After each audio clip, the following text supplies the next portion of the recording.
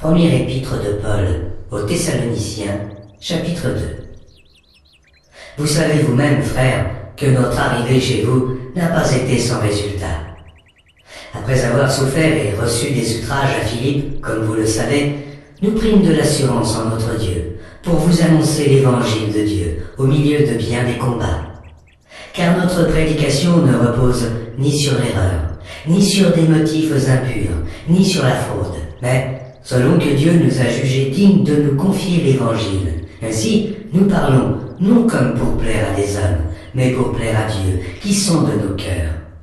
Jamais, en effet, nous n'avons usé de paroles flatteuses, comme vous le savez. Jamais nous n'avons eu la cupidité pour mobile. Dieu en est témoin. Nous n'avons point cherché la gloire qui vient des hommes, ni de vous, ni des autres. Nous aurions pu nous produire avec autorité, comme apôtres de Christ. Mais nous avons été pleins de douceur au milieu de vous. De même qu'une nourrice prend un tendre soin de ses enfants. Nous aurions voulu, dans notre vive affection pour vous, non seulement vous donner l'évangile de Dieu, mais encore nos propres vies, tant vous nous étiez devenus chers. Vous vous rappelez, frères, notre travail et notre peine, nuit et jour à l'œuvre, pour n'être à charge à aucun de vous. Nous vous avons prêché l'évangile de Dieu. Vous êtes témoins, et Dieu l'est aussi, que nous avons eu envers vous qui croyez une conduite sainte, juste et irréprochable. Vous savez aussi que nous avons été pour chacun de vous ce qu'un père est pour ses enfants, vous exhortant, vous consolant, vous conjurant de marcher d'une manière digne de Dieu qui vous appelle à son royaume et à sa gloire.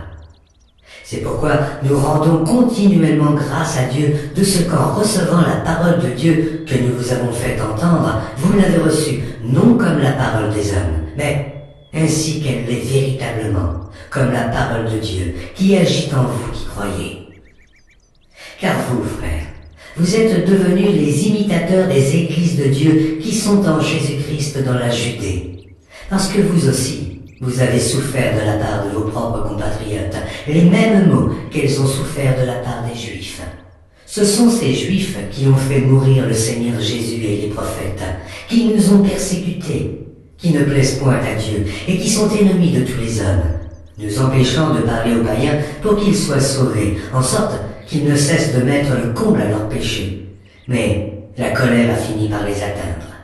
Pour nous, frères, après avoir été quelque temps séparés de vous de corps, mais non de cœur, nous avons eu d'autant plus ardemment le vif désir de vous voir. Aussi, voulions-nous aller vers vous, du moins moi, Paul, une et même 2 fois, mais Satan nous en a empêchés, qui est en effet notre espérance, ou notre joie, ou notre couronne de gloire. N'est-ce pas vous aussi, devant notre Seigneur Jésus, lors de son avènement? Oui, vous êtes notre gloire et notre joie.